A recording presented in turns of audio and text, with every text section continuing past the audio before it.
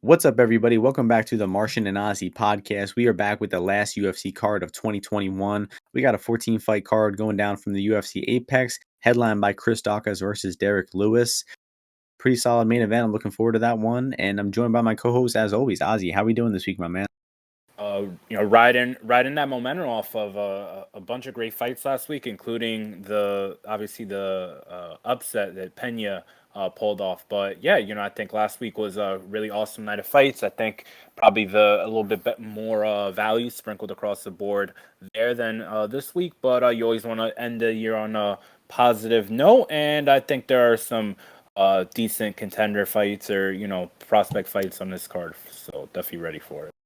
Yeah, I mean, it's hard to compare the two cards. You got a great pay per view, and then you got this kind of lackluster, um, you know, fight night. But there's still, I'd say, 6, 7 interesting fights on this card. And just a quick recap of last week, I made 3.59 units. So solid bounce back week for me. Lost a few weeks in a row, but back in the green. And how'd you do, Ozzy? 6 units up overall on about 11 units of action in total. Aaron, we were big on Blanchfield. She did awesome.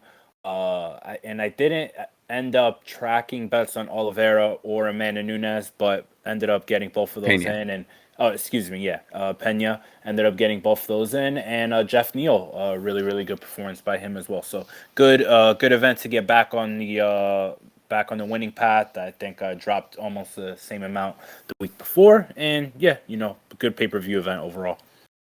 Yeah, a lot of good live betting opportunities in that card. Just great fights all around. Obviously, Nunes losing, probably one of the biggest upsets in UFC history. Just hilarious to watch that unfold. But enough about last week. Let's get into this week. We got 14 fights, and in the lightweight division, we have Jourdain-Leavitt as the minus 121 favorite. Matt Sayles going up to lightweight here as the plus 101 underdog.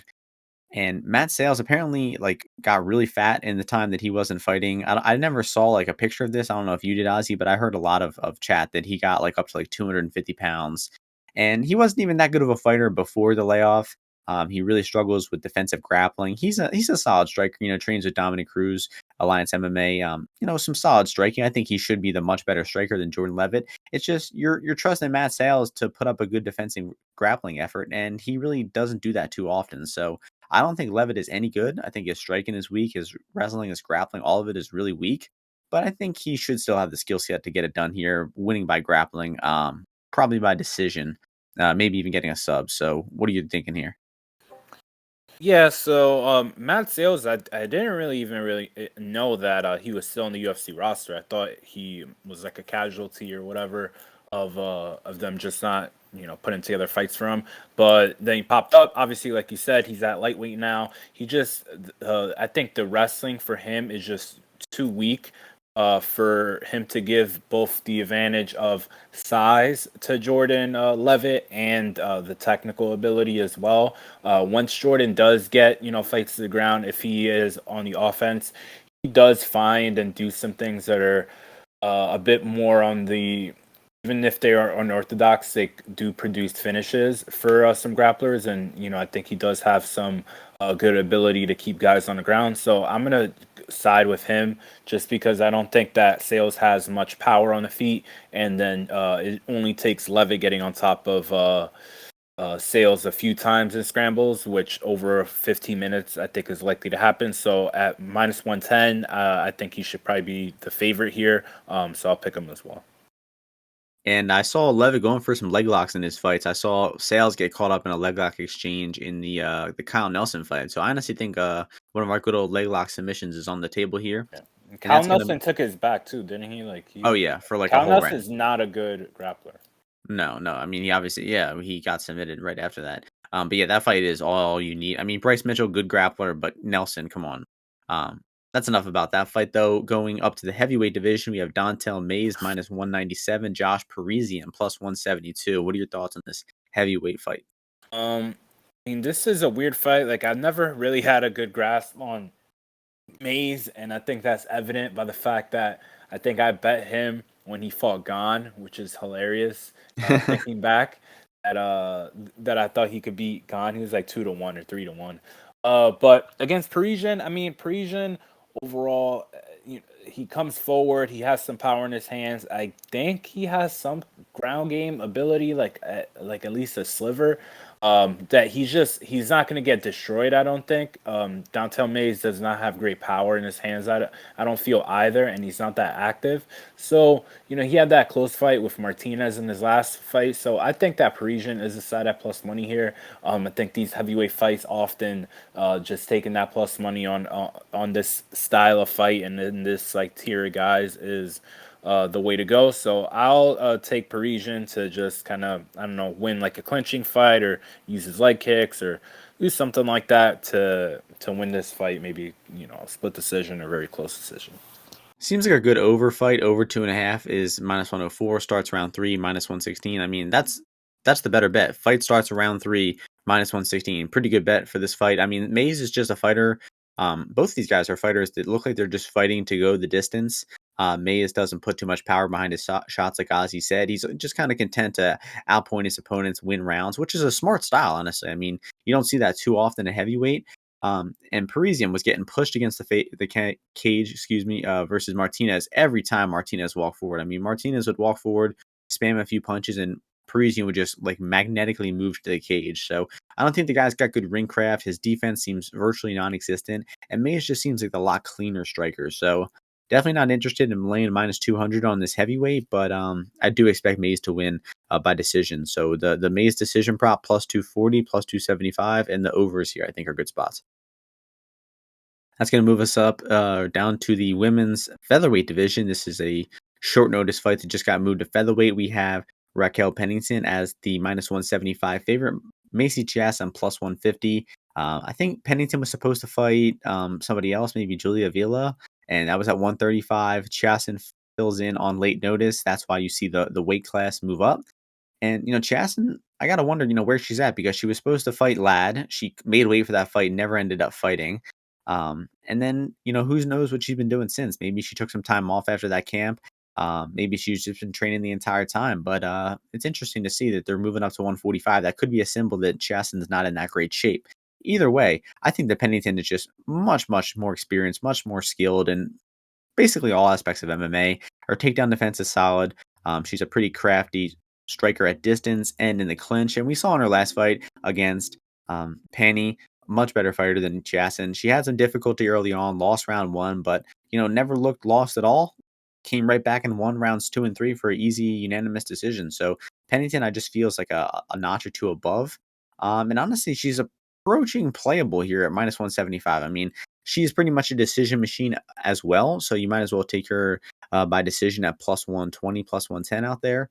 So yeah, I expect I expect Pennington to win this one pretty clearly. What about you? I mean, you can never be very certain with these type of fights, I feel. But I think I'll take Raquel here. Just she's pretty consistent, and like that last fight, she showed that she's ready to mix it up. She'll go in the back and forth fight. She has cardio for 3 rounds. And there wasn't even that much grappling in that fight. Whereas Macy, sometimes it's kind of easy to get good positions in grappling on her. So I think Raquel could be a step ahead of her in that regard. And I think people probably valuing the 10 pounds increase here at featherweight a little bit much, giving some value to Raquel. So I'll side with Raquel and just that she probably wins this fight, like you said, by decision. Yeah, I mean, she was -200 a few days ago. Now, not really understanding the action on Yeah, Chiasson. It probably I has to think do it's with yeah, I think it's 100% people with the 145 and the difference there. And I mean, I don't know. Like I feel Raquel's just stronger than Macy no matter what weight they oh, fight. yeah. Chiasson has fought at 145. She beat Penny, I think, on Yeah, the she won that 45. Ultimate Fighter thing, but that's different. Like she has no issue. I don't think she has that much issue making 135. She just probably, like you said, wasn't getting ready because this is the last fight card of the year. So Yeah. who Chiasson thinks that also had they're a gonna pretty get on close that? fight with Renal last year, too, so Yeah. keep that in mind. Let's go Um, with we'll that's go. going to move us along to the men's featherweight division. We have Charles Jourdain as the -180 favorite, Jourdain-Ewell +155. You can start this one off. Don't have a great read for this fight. You got Jourdain who Pretty high risk striker, southpaw stance. I think switches sometimes to orthodox.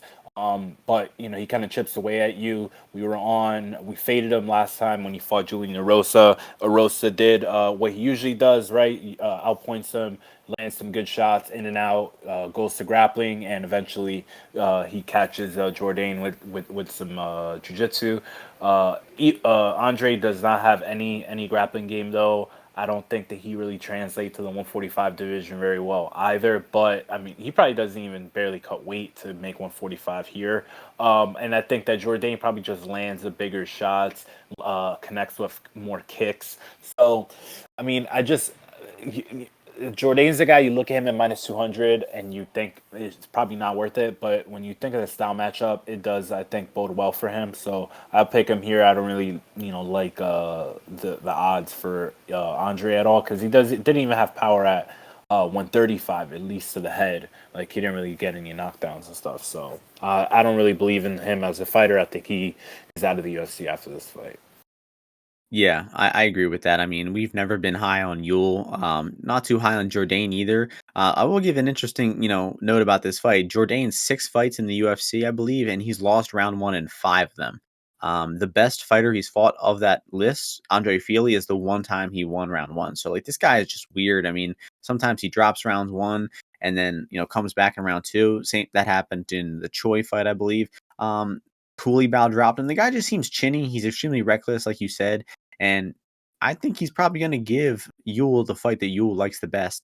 Ewell, a terrible grappler, as you mentioned, known for getting his legs kicked. I just don't think that Ewell is really as creative or intuitive of a striker as Jourdain is. I think Jourdain actually does have some good process, and he can figure the fight out as it goes. So look to live bet Jourdain here. I mean, I expect him to probably make round one close like he always does, and then you can probably look to get a live bet on like maybe even money on Jourdain or something. So I'll pick Jourdain, but not a confident one. Definitely wouldn't recommend laying -200.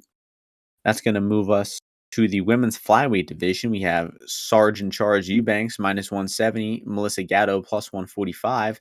And it's my turn to start this one, but I've heard you have some pressing information about Melissa Gatto. Is that something you could share with us right now, Ozzy?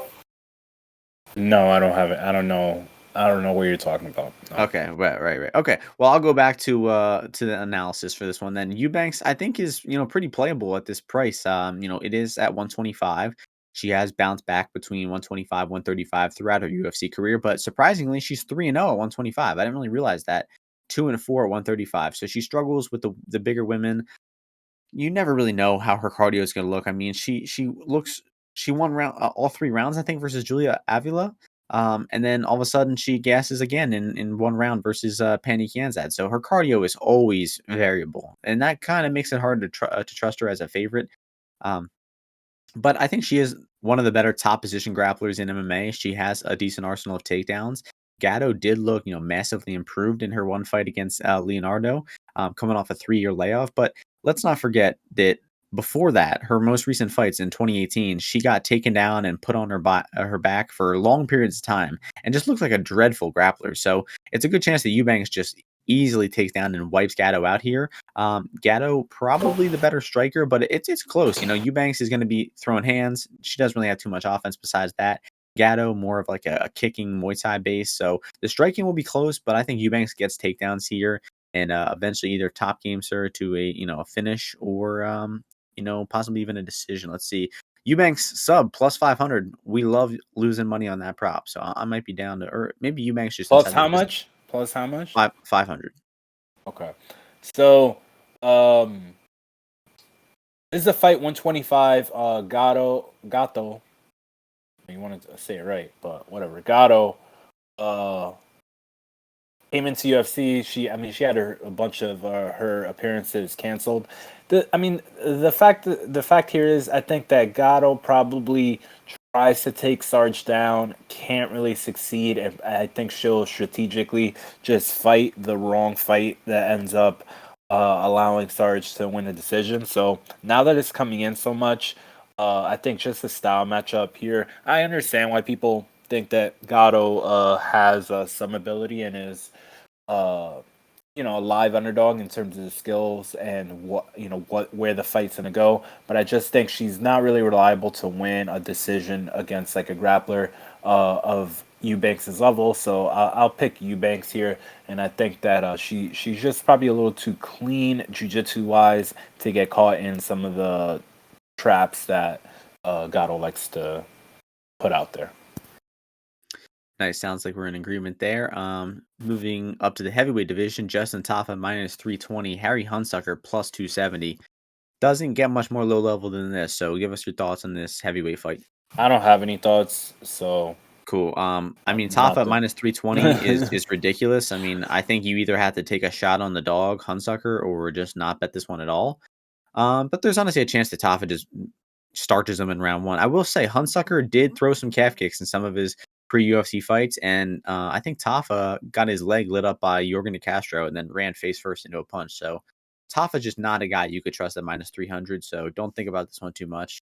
Probably just don't bet it at all. And that's going to take us to an interesting fight.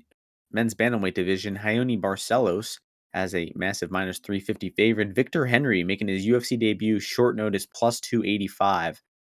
You watch any tape on Ozzy, on Henry Ozzy? Yeah, I know Victor Henry pretty well. I know he's a very tough guy. He's never really been.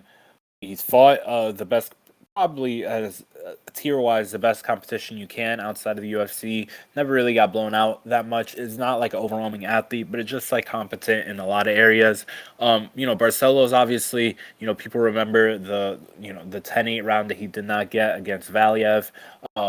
But he did, kind of disappoint in that fight. He just was not looking for the kill. Like, wasn't as active as you think he should be. I mean, the guy's dynamic, very talented. I think this is like a cut and dry fight that ends up being closer than these odds will indicate. More often than not, I think the over or this going a little bit later is a good bet as well. I just don't think Barcelos has like amazing power that he's gonna hurt Henry super bad. And then along with that, the grappling, I think Henry actually could make the fight a lot closer if it's only grappling. So I'll take, I think a little value play on Henry, and then like a goes distance or over here.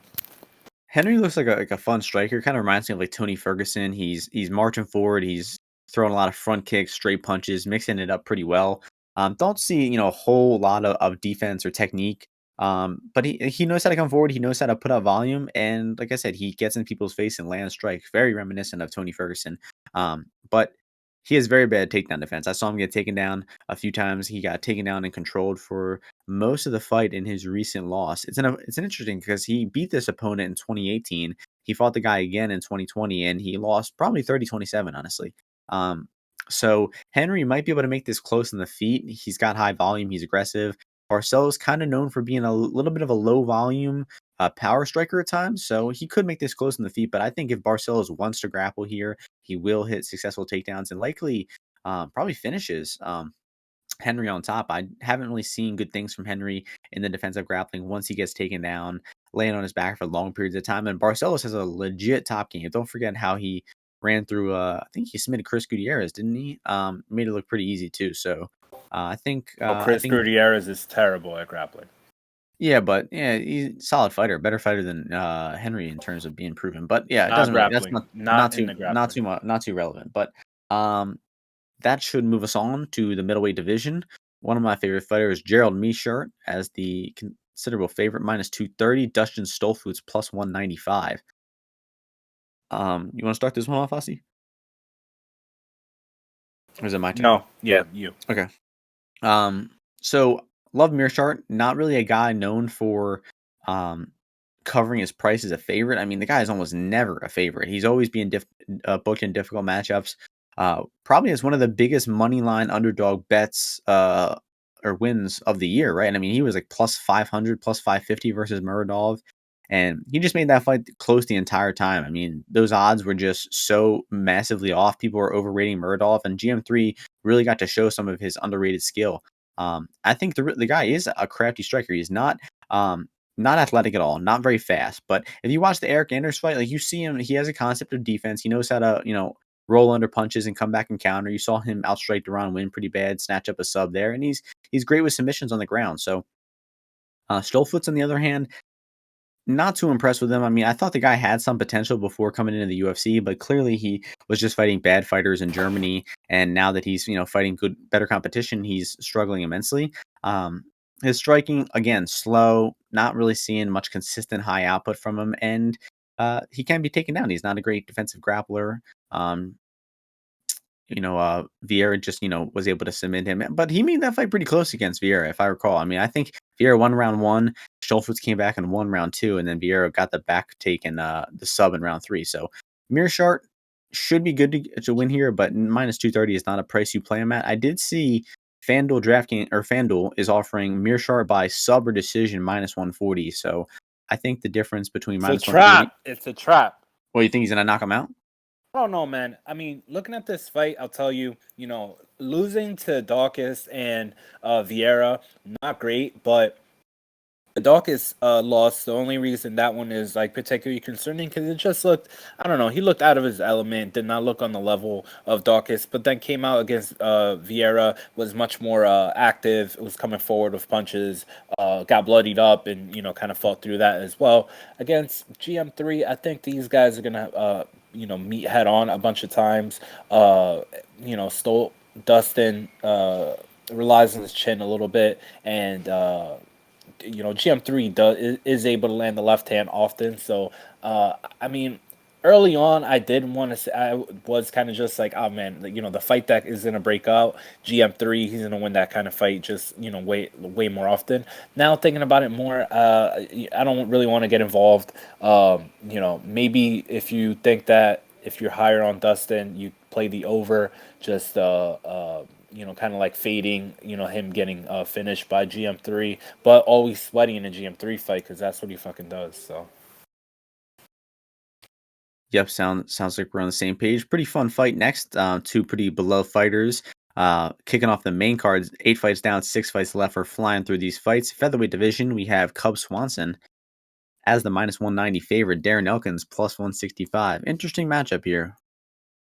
Yeah. So I mean, this is like who is more shot. I mean, it was very interesting to see Cub-Swanson go down. Like he just looked pretty soft to the body in that fight against Giga. So I would think that he got back into the gym if he's taking on a fight with a guy like Darren Elkins, because if you teeter off against him, it's not going to be it's going to be a painful fight. So and I think Cub-Swanson knows that. If he looks anything like the Daniel Pineda fight, I mean, he's going to connect on Darren Elkins so easily. And I don't think Darren Elkins is going to be able to take the repeated shots that Cub-Swanson is going to be able to put on him. So that's why he's a favorite here. This is not like a Derek Minner situation where I think Cub-Swanson gasses from beating him up. I mean, he could get taken down, but it's not going to be because he gasses. It's going to be because he's like a weaker guy than Darren Elkins, and if Darren Elkins can get his hands on him, it was always going to be a bad thing. So I can't play Cub, but I can certainly see how people feel like he eventually knocks out Darren Elkins. Yeah, Cub is always kind of known for having pretty solid takedown defense. I mean, he has been, taken down, submitted by a few of the better grapplers. But he stuffed a lot of takedowns from Frankie Edgar. I think he just has a solid defensive grappling base, right? But the last time we really saw him defend a lot of takedowns was pre-knee surgery. Don't forget, he tore his ACL doing a jiu-jitsu tournament or something. And, maybe looks a step slower, a little more stuck in the mud ever since. Darren Elkins is just extremely hittable. I mean, everyone knows what this guy's game is. His game is to get beat up until you gas out, and then he comes back. And it's happened to many people before. And in terms of pricing at Moneyline, I would say this is Elkins or pass. Just because Swanson, I could see him getting taken down here and just getting, raw against the cage or something like that. Elkins should be the better grappler. Although Swanson, solid grappler of his own right. I mean, the Pineda fight, it was kind of concerning. I mean, even though he won that fight by knockout, I just feel like he made that fight too close against Pineda. And yeah, I really hope Cub wins. I think he is the better fighter of the two. Should be land in hands, like Ozzy said. It's just a matter of, can he finish Elkins? Elkins extremely durable. He's known for getting hurt and recovering. So I hope Swanson doesn't go too crazy for that finish and gas out like a lot of opponents do. So I'll pick Swanson, but a bit tentatively and probably by decision. Um, and that's going to bring us to the next fight in the lightweight division. I think it's fair to say probably the best matchup on the card. We have Mayes-Gamrot, the gamer, at minus 176. Carlos Diego Ferreira, CDF, plus 151. Really good matchup between these guys here. Diego a bit more proven in the UFC, but Gamrot is on the rise. He's coming over from KSW. He's picked up a few nice finishes, and the guy's just extremely skilled. Carlos Diego Ferreira had that fight against Gregor Gillespie that was insane, back and forth grappling there. Almost TKO'd him in round 1, but then gassed out and got finished in round 2. But the difference between that fight is Gillespie just has such a tenacious grappling pace that I don't think that Gamrot is going to be able to quite sustain that. Gamrot has competed ADCC. He is, a great jiu-jitsu grappler, but we saw him get some takedowns against Guram Kudaladze. We saw him kind of struggle to do much with those takedowns, and Guram stood up from a lot of those takedowns. And Gamrot just had a kind of underwhelming performance, and that's why Gamrot lost that fight. I believe it's his only loss of his career. And I see a lot of relevance for this matchup because Carlos Diego Ferreira is known for having great takedown defense, for being a great scrambler, attacking with sweeps and submissions off his back. Really is one of the best scramble grapplers, probably above 145. He's really fun to watch. And his striking is no joke too. I mean, throws a lot of front kicks. He knows how to put up a pace, solid jab. And this is going to be a southpaw versus southpaw matchup. So the striking should be close, but I definitely give an edge to Gamrot here. The grappling, man, it's hard to know who's going to end up on top here. It's hard to imagine if anyone's going to keep consolidated top positions. So I'm leaning towards CDF as the value side at plus 150. I just think this is Gamrot's probably one of his toughest tests in his career, maybe top 3 toughest opponents he's ever fought. So I just don't think a 176 is quite appropriate. Maybe minus 140 for Gamrot would be a little bit better. So Yeah, no way. So it's definitely Gamrot season. Starting off with this fight here. He's coming in here. He's getting this UFC push. I mean, I'm not like a guy like matchmaking and stuff like that, but I mean, obviously Gamrot, his best attribute that people see is his wrestling. But what a lot of people do undersell is the guy's a switch hitter, so he can attack you from southpaw or the orthodox stance. The takedowns that when he does hit them, when he does get on the mat, like you said, he's an ADCC veteran, has qualified on a number of occasions. He used to train at Renzo Gracie's gym as well, even with his matches with Gary Tonin and all. He would be training at the Renzo Academy very often. So I think on the ground, he's actually going to be I think he's going to be straight up just a better grappler than CDF, and CDF just gives up takedowns to all these guys. Like, people could, you look at him, he'll tie up an arm here or there, and he'll do something like that, and it would get people really excited, like what he did to Rustam and what he did to in his last fight against against Benil a few times. He got like a little arm trap and stuff like that. But I mean, I think the wrestling that what's his name? Gamrot is bringing. There's gonna be no match for that. And then on the feet, he's much quick. I mean, CDF is he's too slow for lightweight. That's the reason earlier on that he was not a top level fighter, because guys were just firing off on him and beating him to the punch. And he got that real heavy pressure style. He started having a little bit more success, but he beat Tysonov and Pettis. And then he can't even make weight. He can't even make the weight. So now he's going to make the weight. He's going to be more physically, he's going to be weaker. And he just doesn't have the power or the speed either. So Gamrot is Gamrot season. So. Oh, my fault. I was talking with my mic muted. I'll have to edit that out. Next fight takes place in the bantamweight division. We have Ricky Simón as the minus 275 favorite. Rafael Assuncao plus 235 on the comeback here. Your turn to start this one off, Ozzy.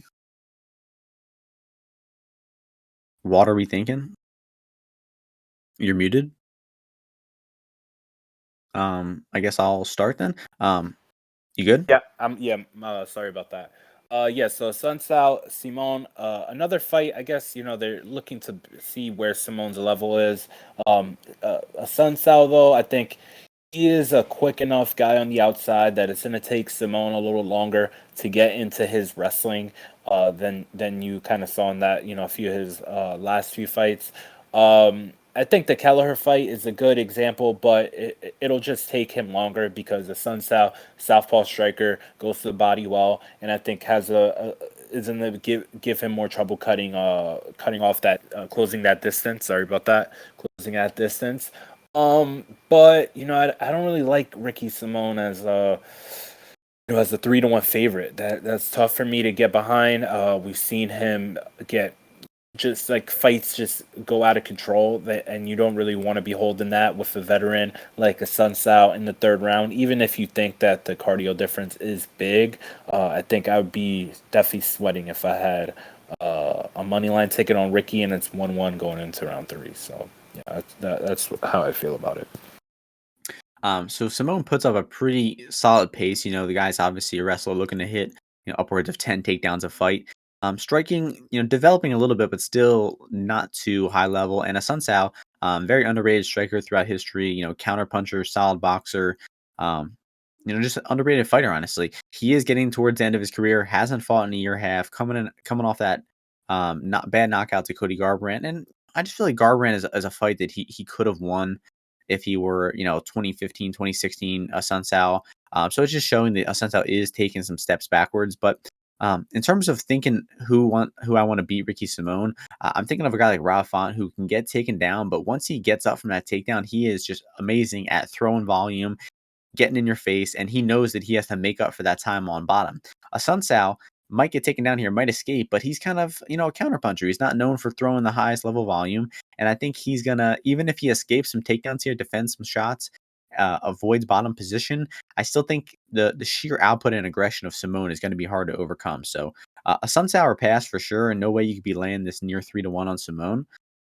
And if you like Simone, just bet him by decision, probably. I mean, this guy is always going to decision, never really looking to finish fights. And, I think Simone decision is pretty likely here. It's going to take us to the women's strawweight division. Rough matchup for my girl, Angie Hill. Amanda Lemos, minus 300. Angela Hill, plus 240 on the comeback. So, rough matchup for Hill, like I said. She looked pretty bad against Tisha Torres, honestly. Expected her to make that fight closer, but Torres really kind of dominated all areas of that fight. And Lemos could make the striking close here. Lemos is definitely less proven in the striking. She looks just like a mean girl. She has some power. She knows how to hit takedowns and get on top and submit you. I think it's more likely that Lemos finishes by sub here than by knockout. So maybe take a small pop on the Lemos sub prop, whatever that's at. Plus 1100 on FanDuel. That's solid. So, just live bet Angela Hill. She's probably going to lose round 1. If you have DraftKings, the decision only for Angela Hill's plus 275, so that's pretty good as well. Just a rough matchup for Hill, unfortunately, and I think she probably gets beaten here pretty sound, and that plus 1100 is worth a stab. Don't really know. I can't really see how this fight plays out that many times, so kind of flying in blind. I mean, Lemos is just going to be I think she's going to grab Angela, and Angela's just not strong enough for Amanda here. But I've got no interest in this fight, so Sounds good. Sounds good. We'll keep it moving. You can start off the next one. Welterweight division. Stephen Wonderboy Thompson minus 210. Belal. Remember the name Muhammad plus 180. What are your thoughts here? This is a cool fight. I mean, I love Stephen Wonderboy Thompson. I don't know what happened to him against Gilbert Burns. Like I don't know, his body started shutting down on him. Not sure. I'm hoping that we can see some vintage Wonderboy back in that apex, cutting those angles. I mean, Belal, he's just kind of, I don't know, very underwhelming. I've tried fading him a few times. I remember with Lyman Good, I thought that Lyman Good was knock him out in that third round. But just like, I mean, he knows he's going to take damage, so he's good with that. So I think this could be a really, really good fight, actually, because I think there's definitely opportunity for Wonder Boy to land like a crazy amount of shots or like a spinning, strike. So that's just what I think about their style matchup. People have been betting Belal because of all of this, but I can't get on it. Like, he would have to control Wonderboy on the ground, and for what it's worth, like, I think Gilbert was putting like so much effort into holding it on Wonder Boy that I don't really think that's a flaw in his game. I just think Gilbert Burns like was able to accomplish that, and I don't think Belal's got what it takes. So I like Wonder Boy to win the fight, but maybe a little bet if it goes under -200, maybe just to be a little degen, but I don't know. Some action coming in on Belal past few days. He was plus 215, now down to plus 180. But if you like Belal here, I think you should just take him by decision, plus 350. I mean, Belal not really known for finishing. His only real finishes are subs, and I just don't see him getting dominant enough positions to sub Wonder Boy here. It seems really unlikely. So what's Wonder Boy no scorecards, honestly? Because if anyone's finishing this fight, I really do think it is probably Wonder Boy by knockout at minus 240. That's about right. So Bilal's going to need takedowns to win. I just don't think that he can win the fight if it stays standing.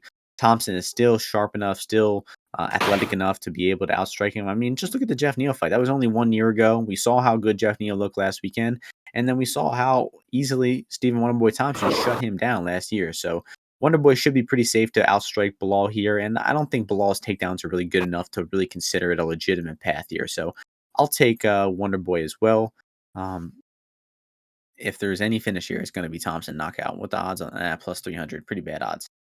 That's going to bring us to the main event in the heavyweight division. Third heavyweight fight. We have Philly's own Chris Daukaus minus 139. Derek Lewis plus 119. And only official bet I actually have tracked on this entire card. I tracked it, I think, like 2 or 3 weeks ago. Chris Daukaus minus 116 odds. Got in early. Homer ass pick.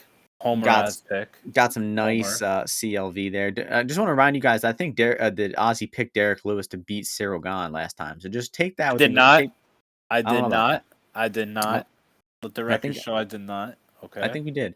We'll have to go back and listen to the archive on that one. But I see this as pretty simple. I mean, Daukaus is aggressive. He's high volume. He's got solid boxing. He's got great power. He's knocked down all of his opponents so far.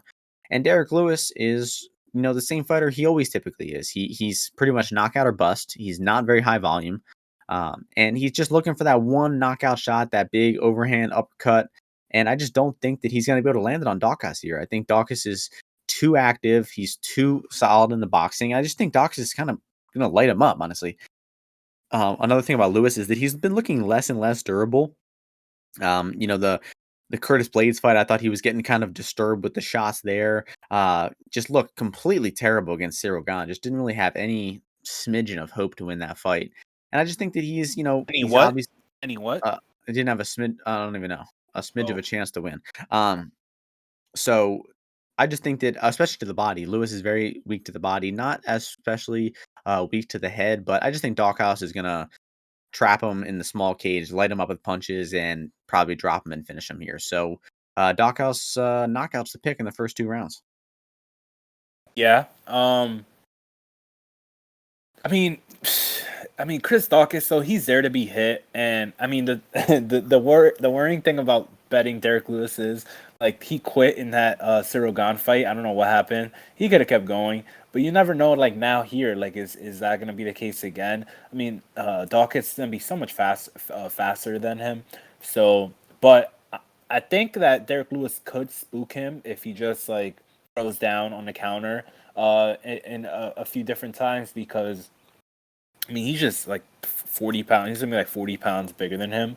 So I mean, I'm always interested in Derek Lewis as an underdog. I probably did say that against Gane, but I don't want to go out on the last fight of the year on a loss, so I don't think I'm gonna bet this one at all. But yeah, I guess like if you wanted to bet on Daukaus, like you can't lay more than -140. So definitely get that under there. But I'll probably pick I'll pick Daukaus, but I feel like he could definitely get rocked here. So I capped Daukaus minus 200. So why? It's always interesting to me when people, when guys send out like their capping, like where they cap these, it's always like crazy round numbers. So it's definitely wrong. If it's like crazy round numbers on all of them, it's definitely wrong for sure. 66.67%. That sounds about accurate.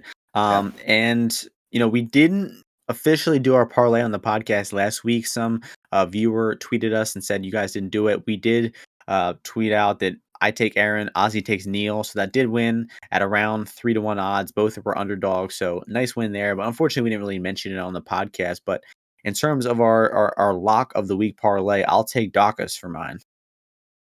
Taking Chris Daukaus. I mean, I said it is Gamrot for me. So we'll do Gamrot, Daukaus. That's minus 140, minus 180, like 80, 85 for Gamrot. That should be plus like 120. Plus 250. No, 250. Oh, I'm think. bugging out. I don't know. I mean, I'm just guessing. No, I'm doing it right now. I don't think it's a B plus 250, but it should still be solid. It's plus 170. Sorry. Yeah.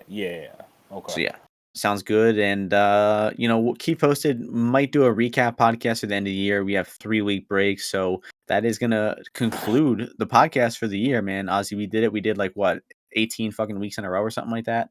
I think we only had like 1 or 2 weeks off in that entire time. So pretty good for Ozzy. Yeah, considerable commitment. Yeah, I mean, Ozzy wasn't. I was doing this on the regular for years and years, so it's kind of easy for me to adapt. But a busy man like Ozzy, who's making a lot of cash on the weekly, very very happy to have him join the podcast and elevate us to a new level. So let's take it easy. Let's take it easy. But yeah, it's good to do. I think it definitely helps me to look at the card as a whole as well. But yeah, so hopefully we finish out the year in the black, and then another big year, a more full year of MMA coming up, PFL, just more and more fight cards getting, fight events getting added. So yeah, good stuff overall. Yep, that's going to do it. So thank you all for listening. Thank you all for supporting, liking, subscribing. Appreciate everyone who's tuned in, and hope you all enjoy the last UFC card. We'll see you in the year 2022. So peace out, fellas.